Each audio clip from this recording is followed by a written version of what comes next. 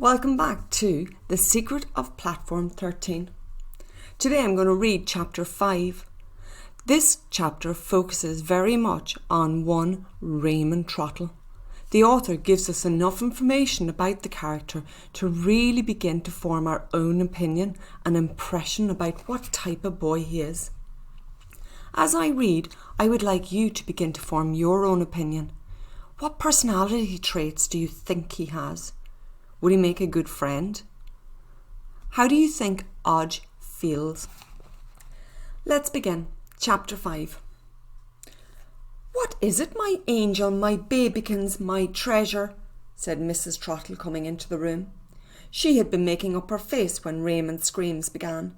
Now her right cheek was covered in purple rouge and her left cheek was still a rather nasty grey colour. Mrs. Trottle's hair was in curlers and she gave off a strong smell of man-eater because she always went to bed covered in scent. Raymond continued to scream. "Tell Mama, tell your mummy, my pinky boo," begged Mrs. Trottle. "I've got a pain in my tummy," yelled Raymond. "I'm ill." Mrs. Trottle pulled back the covers of Raymond's huge bed with its padded headboard and the built-in switches for his television set, his 2 computers and his electric trains. She put a finger on Raymond's stomach and the finger vanished because Raymond was extremely fat. "Where does it hurt, my pettikins? Which bit?" "Everywhere!"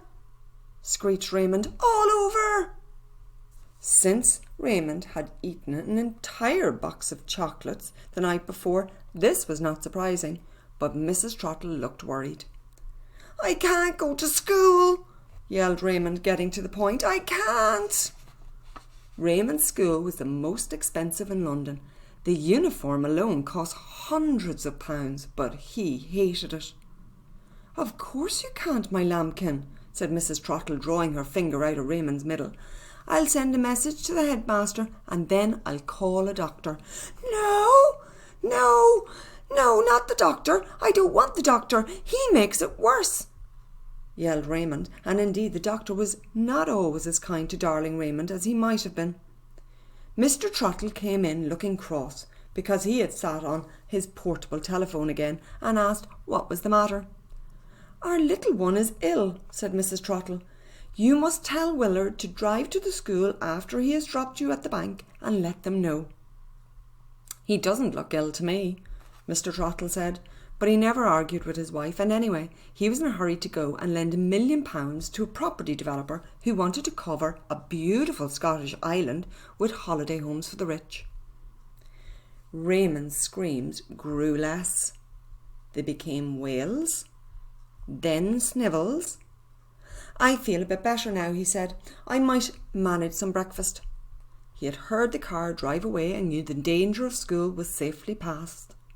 "Perhaps a glass of orange juice," suggested Mrs. Trottle.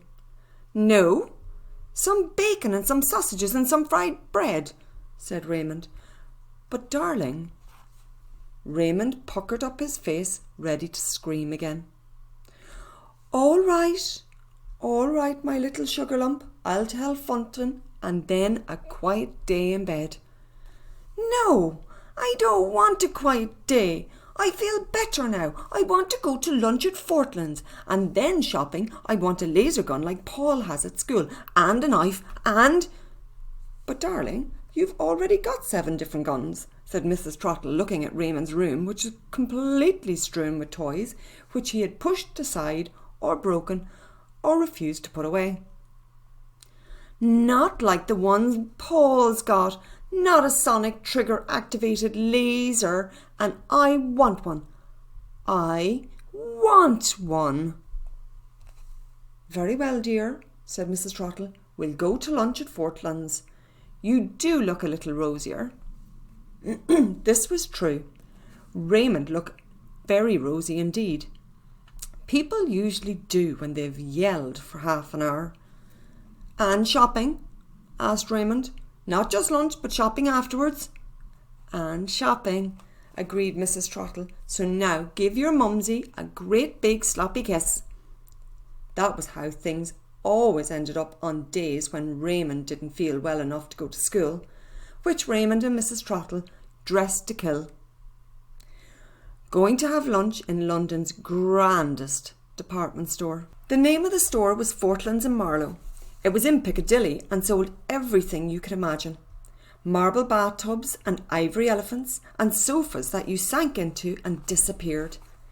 It had a food hall with a fountain where butlers in hard hats bought cheeses which cost a week's wages, and a bridal department where the daughters of duchesses were fitted for their wedding gowns.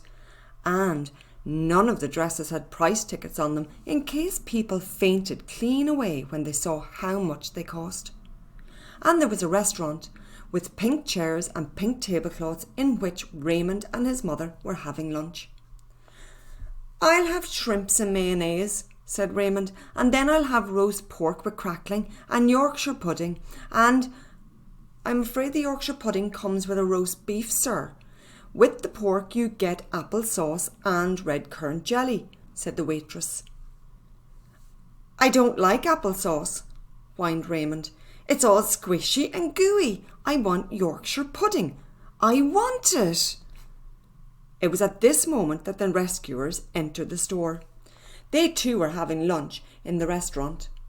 When Ben had told them how Raymond was going to spend the day, they decided to follow the prince and study him from a distance, so that they could decide how best to make themselves known to him. "Only I want Ben to come," Odge said. Everyone wanted Ben to come, but he said he couldn't. "I don't have school today because they need the building for a council election, and I promised my grandmother I'd come to the hospital at dinner time." But he said he would go with them as far as Fortlands and point Raymond out because the Trottles had gone off on the rolls and no one had seen him yet. Hans, though, decided to stay behind. He didn't like crowded places and lay under an oak tree and went to sleep, which made a great muddle for the dogs, who didn't understand why they couldn't walk through a perfectly empty patch of grass. Gerkie absolutely loved Fortlands. The vegetable display was quite beautiful. The passion fruit and the pineapples and the cauliflowers so artistically arranged. And she had time to say nice things to a tray of broccoli, which looked a little lonely. In a different sort of shop, the rescuers might have stood out, but Fortlands was full of old-fashioned people coming up from the country, and they fitted in quite well. The only thing people did stare at a bit was the beetroot in Gerkie's hat, so she decided to leave it in the fountain to soak quietly while she went up to the restaurant. It was as she was bending over the water to look for a place where the beloved vegetables would not be noticed that she saw beneath the waterweed a small, sad face. Bending down to see more clearly, she found that she had not been mistaken. "Yes, it's me," said a slight silvery voice. "Melisande, I heard you were coming."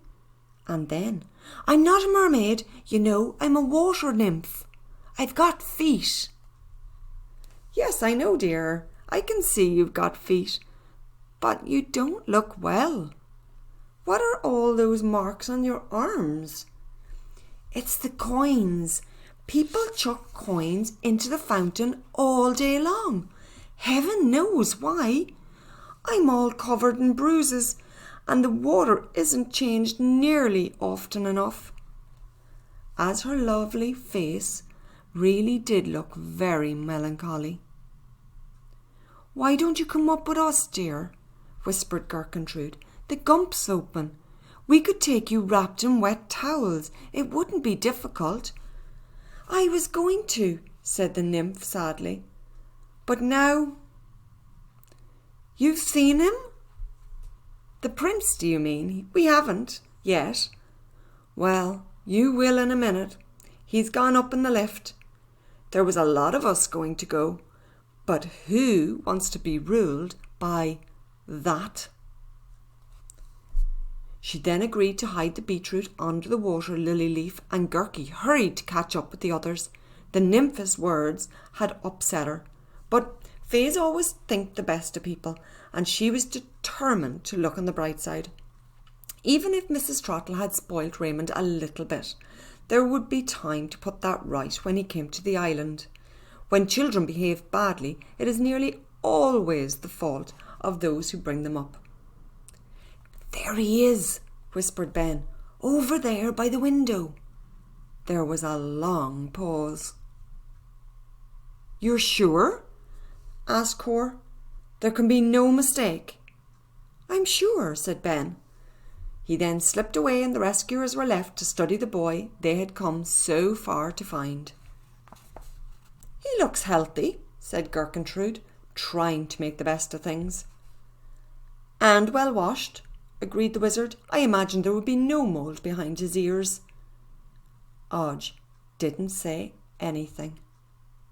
She still carried the suitcase, holding it out flat like a tray, and had been in a very nasty temper since she discovered that Ben was not the prince. What surprised them most was how like his supposed mother, Raymond Trottle, looked. They both had the same fat faces, same podgy noses, the same round pale eyes. They knew, of course, that dogs often grew to be like their owners, so perhaps it was understandable that Raymond, who had lived with the Trottles since he was 3 months old, should look like the woman who had stolen him. But it was odd all the same. The visitors had looked forward very much to having lunch in a posh restaurant, but the hour that followed was one of the saddest of their lives. They found a table behind a potted palm from which they could watch the Trottles without being noticed. And what they saw got worse and worse and worse. Raymond's shrimp had arrived, and he was pushing them away with a scowl. "I don't want them," said Raymond. "They're the wrong ones. I want the bigger ones." As far as Gertie was concerned, there was no such thing as a wrong shrimp or a right shrimp. All shrimps were her friends, and she would have died rather than eat one, but she felt dreadfully sorry for the waitress. "The bigger ones are the prawns, sir, and I'm afraid we don't have any today." "Don't have any prawns?" said Mrs. Trottle in a loud voice. "Don't have any prawns in the most expensive restaurant in London?" The waitress had been on her feet all day. Her little girl was ill at home, but she kept her temper. "If you'd just try them, sir," she begged Raymond, but he wouldn't. The dish was taken away, and Raymond decided to start with soup. "Only not any bits in it," he shouted after the waitress. "I don't eat bits." Poor Gertie's kind round face was growing paler and paler. The islanders had ordered salad and not cutlets, but she was so sensitive that she couldn't hear the lamb chops screaming on the neighbouring plates, and the poor stiff legs of dead pheasants sticking up from people's plates made her want to cry. Raymond's soup came, and it did have bits in it, a few leaves of fresh parsley. "I thought I asked for clear soup," said Mrs. Trottle. "Really, I find it quite extraordinary that you cannot bring us what we want." The rescuers had been up all night. They were not only sad, they were tired, and because of this they forgot themselves a little. When their nut cutlets came, they were too hard for the wizard's teeth, and he should have mashed them up with his fork. Of course he should have. Instead, he mumbled something, and in a second the cutlets had turned to liquid. Fortunately, no one saw, and the liquidizing spell is nothing to write home about. It was used by wizards in the olden days to turn their enemies' bones to jelly, but it was embarrassing when they were trying so hard to be ordinary. And then the sweet peas in Gertrude's hat started to put out tendrils without even being told to, so as to shield her from the sight of the prince, fishing with his fingers in the soup. The Trottles' roast pork came next, and the kind waitress had managed to persuade the chef to put a helping of Yorkshire pudding on Raymond's plate, though anyone who knows anything about food knows that Yorkshire pudding belongs to beef and not to pork. Raymond stared at the plate out of his round, pale eyes. I don't want roast potatoes, he said. I want chips. Roast potatoes are boring. Now, Raymond, dear, began his mother, I want chips. This is supposed to be my treat, and it isn't a treat if I can't have chips. Odge had behaved quite well so far.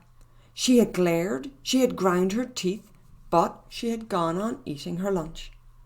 Now, though, she began to have thoughts, and the thoughts were about her sisters, and in particular about her older sister, Fredegonda, who was better than anyone on the island at ill-wishing pigs.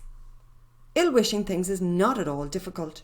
Witch doctors do it when they send bad thoughts to people and make them sick. Sometimes you can do it when you will someone not to score a goal at football and they don't. Odge had never wanted to ill-wish pigs because she liked animals, but she had sometimes wanted to ill-wish people, and now, more than anything in the world, she wanted to ill-wish Raymond Trottle. But she didn't. For one thing, she wasn't sure if she could, and anyway she had promised to behave like the girls of St. Agnes, whose uniform she wore. I want a Knickerbocker Glory next, said Raymond, the kind with pink ice cream and green ice cream and jelly and peaches and raspberry juice and nuts. The waitress went away and returned with Mr. Trottle's Knickerbocker Glory in a tall glass. It was absolutely marvellous. Just to look at it made Odge's mouth water. Raymond picked up a spoon and put it down again. It hasn't got an umbrella on top, he wailed. I always have an umbrella on top. I won't eat it unless I have a... Ugh! Ick! What's happened? I didn't touch it. I didn't. He was telling the truth for once, but nobody believed him, for the Knickerbocker Glory had done a somersault and landed face down on the table, so that the 3 kinds of ice cream, the jelly, the tin peaches and the raspberry juice were running down Raymond's trousers, into his socks and across his flashy shoes. Odge had not ill-wished Raymond Trottle. She had been very good and held herself in, but not completely. She had ill-wished the Knickerbocker Glory. Well now, we found out quite a bit about Master Raymond Trottle. So, what do you think?